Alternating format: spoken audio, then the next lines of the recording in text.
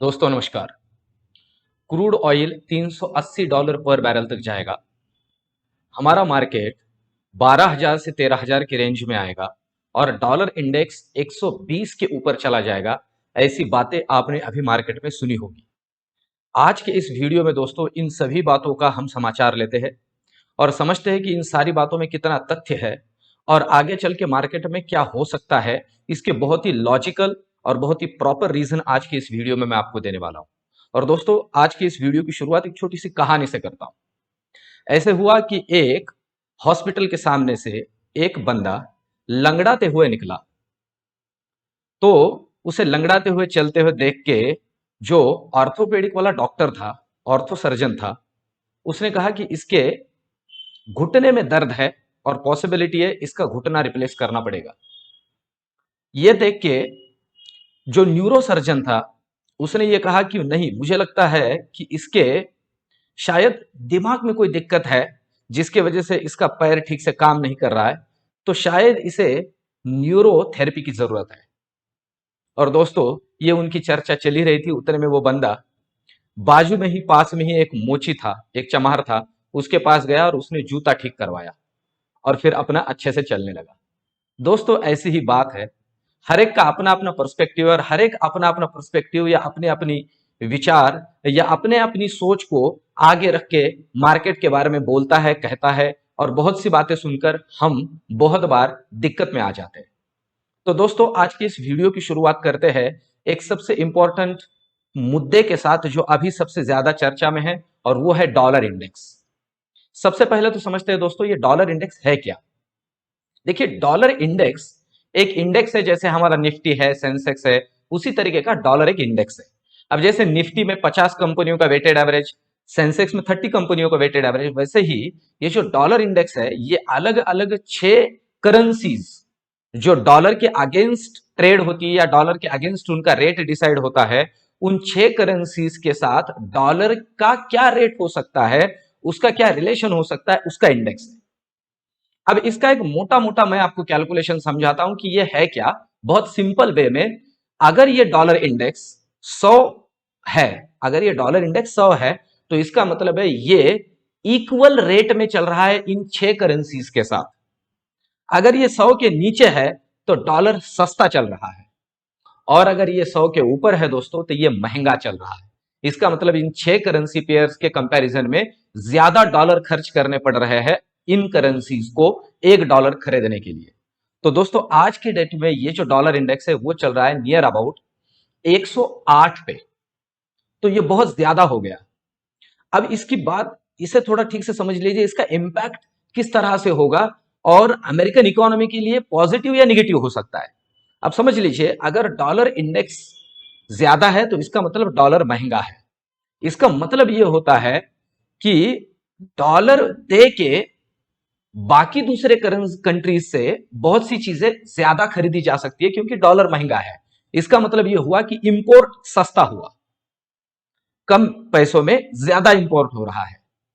और इसका साथ ही साथ यह मतलब हुआ कि एक्सपोर्ट महंगा हुआ।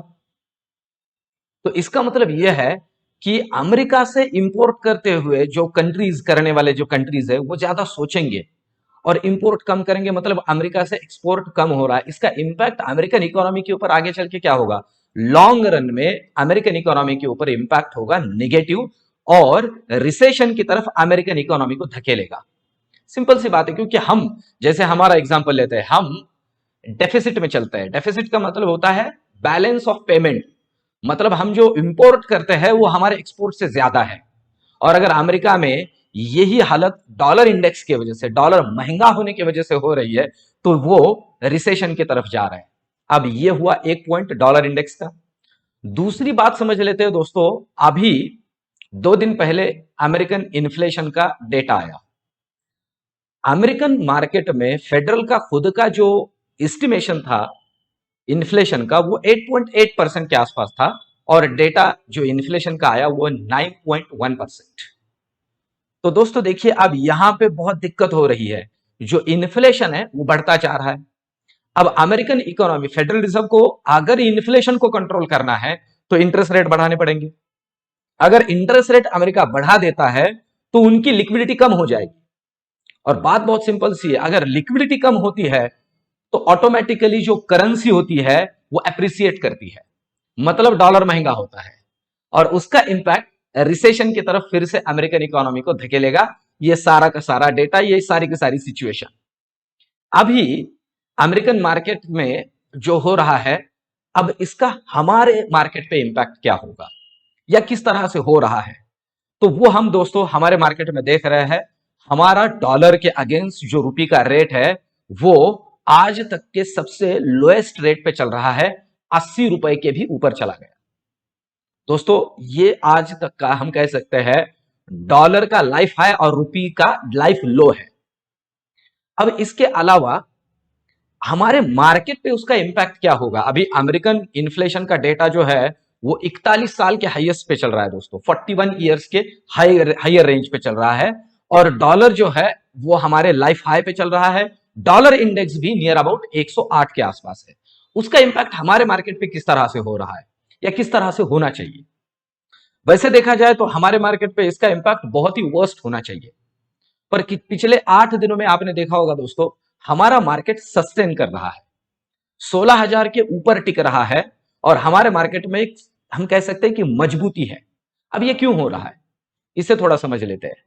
ऐसे हो क्यों रहा है, क्योंकि इसके पहले जब भी डॉलर बढ़ता तो हमारे मार्केट को ड्राइव करने वाला फोर्स होता, और जैसे जैसे डॉलर बढ़ता हमारा मार्केट नीचे नीचे आता। अब मार्केट होल्ड क्यों कर रहा है इतनी वर्स्ट सिचुएशन में, उसका एक रीजन मैं आपको इसमें बता देता हूं दोस्तों। वो रीजन ये है कि अब हमारा जितना क्रूड ऑयल का डिमांड है, हमारे लिए डॉलर सबसे ज्यादा दिक्कत कहां पैदा करता है, क्रूड ऑयल में, क्योंकि बहुत ही ज्यादा मतलब हम हमारे ओवरऑल डिमांड के 85% डिपेंडेंट है क्रूड ऑयल पे, और वो हम गल्फ कंट्रीज से, ओपेक कंट्रीज से खरीदते हैं और उसके लिए डॉलर पे करते हैं। तो सबसे बड़ी दिक्कत हमारे लिए वहां है कि डॉलर हमें इसलिए लग रहा है और इसलिए हमें ज्यादा पैसे देने पड़ रहे हैं। अब अभी क्यों सस्टेन कर रही है हमारा मार्केट, उसका रीजन है अभी पिछले 3 महीने से दोस्तों हम रशिया से क्रूड ऑयल खरीद रहे हैं। हमारे ओवरऑल डिमांड के, आपके जानकारी के लिए बता दो दोस्तों, हमारे ओवरऑल डिमांड के नियर अबाउट 20% इंपोर्ट हम रशिया से कर रहे हैं। जून का जो आंकड़ा है जून महीने का, वो हम ओवरऑल डिमांड के 20% रशिया से इंपोर्ट कर रहे हैं क्रूड ऑयल को। और दोस्तों ये जो हम इंपोर्ट कर रहे हैं ना क्रूड ऑयल रशिया से, उसके लिए हम रशिया को डॉलर नहीं दे रहे हैं, रुपये में पेमेंट हो रहा है।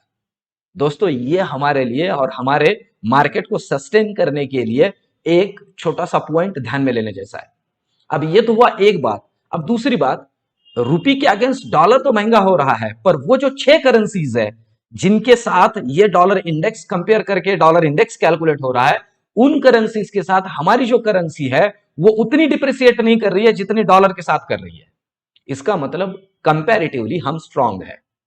दोस्तों इसके पहले की भी एक वीडियो में मैंने आपसे कहा था कि ये जरूरी नहीं है कि अमेरिकन इकोनॉमी में इस तरह की दिक्कतें पैदा होती है तो हमारी इकोनॉमी में उससे वर्स्ट हालात पैदा होंगे या उससे वर्स्ट पॉसिबिलिटीज है हमारी इकोनॉमी उससे ज्यादा इंपैक्ट करेगी। ऐसा अभी नहीं होगा दोस्तों, ये पहले होता था, पर अब क्यों नहीं हो रहा है, क्योंकि उसके बहुत से रीजंस है, जिसमें सबसे पहला रीजन तो यह है कि हमारी पॉपुलेशन ही हमारी हम कंसिडर कर सकते हैं एक स्ट्रेंथ है। अमेरिकन इकोनॉमी एक कंजम्पशन ओरिएंटेड इकोनॉमी है दोस्तों, वो एक कंजम्पशन ओरिएंटेड इकोनॉमी है, और इसे समझना भी पड़ेगा ठीक से, इसका इंपैक्ट हमारी इकोनॉमी पे कैसा होगा।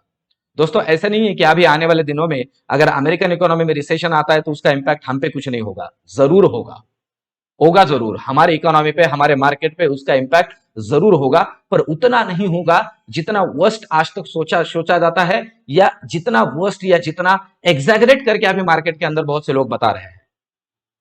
उसका सबसे बड़ा रीजन यह है कि अभी कंसीडर कर लेते हैं कि आज की डेट में ही कमोडिटी मार्केट में एक बहुत ही तगड़ा डाउनफॉल देखा जा रहा है। ये सोचते हुए या ये कंसीडर करते हुए मार्केट डिस्काउंट कर रहा है रिसेशन को, और उस वजह से कमोडिटी प्राइसेस में फॉल आ गया दोस्तों। ऐसे होता है, रिसेशन मंदी में कमोडिटीज की बहुत ही ज्यादा मात्रा में हम कह सकते हैं कि वर्ल्ड इकोनॉमी में डिमांड कम हो जाती है, और उससे वजह से जो कमोडिटीज मार्केट है वो नीचे आता है। अब कमोडिटी के साथ साथ क्रूड ऑयल भी नीचे आ रहा है। अभी पिछले हफ्ते में ही नियर अबाउट 15 से 16% क्रूड ऑयल करेक्ट होके अभी ब्रेंट क्रूड नियर अबाउट, अभी फ्राइडे का क्लोजिंग जो है वो $95 पर बैरल के आसपास क्लोज हुआ है। इसका मतलब 100 रुपए के नीचे ही कंटिन्यूअसली ट्रेड कर रहा है, उसका भी इंपैक्ट हमारे लिए बेनिफिशियल है, हमारे लिए पॉजिटिव है। भले यहां डॉलर इंडेक्स बढ़ रहा है फिर भी वो हमारे लिए पॉजिटिव है। अब आगे चल के हमारे मार्केट पे मैंने जैसे कहा कि अमेरिकन इकोनॉमी एक कंजम्पशन ओरिएंटेड इकोनॉमी है, तो उसका इंपैक्ट हम पे होगा। क्यों? क्योंकि हम उन्हें एक्सपोर्ट करते हैं।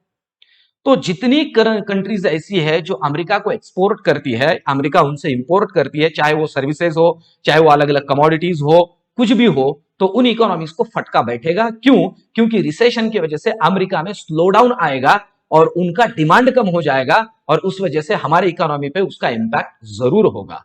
और खास करके हमारी इकोनॉमी में आईटी सेक्टर या वो सेक्टर जो एक्सपोर्ट ओरिएंटेड है, जो हम ईओयूज कहते हैं, उस पर इंपैक्ट जरूर होगा। अब हमारे मार्केट के ऊपर आते हैं दोस्तों।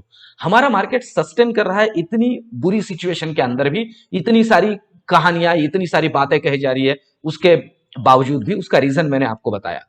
कल देखा जाए तो हमारी इकोनॉमी या हमारी सिचुएशन अच्छी है दोस्तों। रीजन है क्रूड ऑयल कमोडिटीज मार्केट में, कमोडिटी मार्केट के साथ नीचे आ रहा है, डॉलर इंडेक्स भले ही बढ़ रहा हो, हमारे लिए एक अल्टरनेटिव खड़ा हो चुका है, हम रशिया से क्रूड ऑयल को इंपोर्ट कर रहे हैं। इन सारी बातों को अगर हम ध्यान में लेते हैं दोस्तों, तो आगे चल के हमारे मार्केट के बारे में मैं एक छोटी सी बात आपसे कहूं, मार्केट यहां से करेक्ट जरूर होगा। जो लंबे अवधि के निवेशक है वो अच्छे से अच्छे स्टॉक्स में बने रहे, अपने पोजीशंस को काटे नहीं। यहां से आगे मार्केट गिरता भी है थोड़ा, तो पॉसिबिलिटी है जो पिछले लेवल से मार्केट एक बार टेस्ट करे, तो जो नए इन्वेस्टर्स है या जिनके पास अभी पैसा इन्वेस्टमेंट के लिए है, वो अपना पैसा थोड़ा थोड़ा थोड़ा करके, हम जिसे कहते हैं कि ट्रेल करते हुए, थोड़ा थोड़ा थोड़ा करते हुए मार्केट में लगाए। दोस्तों, जिन्होंने अभी तक मार्केट में खरीदा नहीं है, पोर्टफोलियो बना नहीं है, उनके लिए आगे अपॉर्चुनिटीज मिलेगी, और जिन्होंने पोर्टफोलियो बनाया है वो मार्केट में इसका उसका सुन के पैनिक ना हो। हमारा मार्केट बहुत स्ट्रांग है और स्ट्रांग ही रहेगा दोस्तों। भले ही अमेरिकन मार्केट में रिसेशन देखा जाए, हम उसमें सस्टेन करेंगे और बहुत ही अच्छे तरीके से सस्टेन करेंगे। तो दोस्तों, मेरे साथ इस चैनल पे बने रहिए। अगर इस चैनल को सब्सक्राइब नहीं किया है तो सब्सक्राइब कीजिए। ये आज का रिसर्च आपको कैसे लगा मुझे वीडियो में कमेंट करके जरूर बताइए। इसके बाद मैं आपके लिए एक वीडियो लेके आ रहा हूं दोस्तों, मार्केट के इस सिचुएशन में किन सेक्टर्स पे हमने कॉन्सेंट्रेट करना चाहिए, ध्यान देना चाहिए। मिलते हैं अगले वीडियो में, तब तक के लिए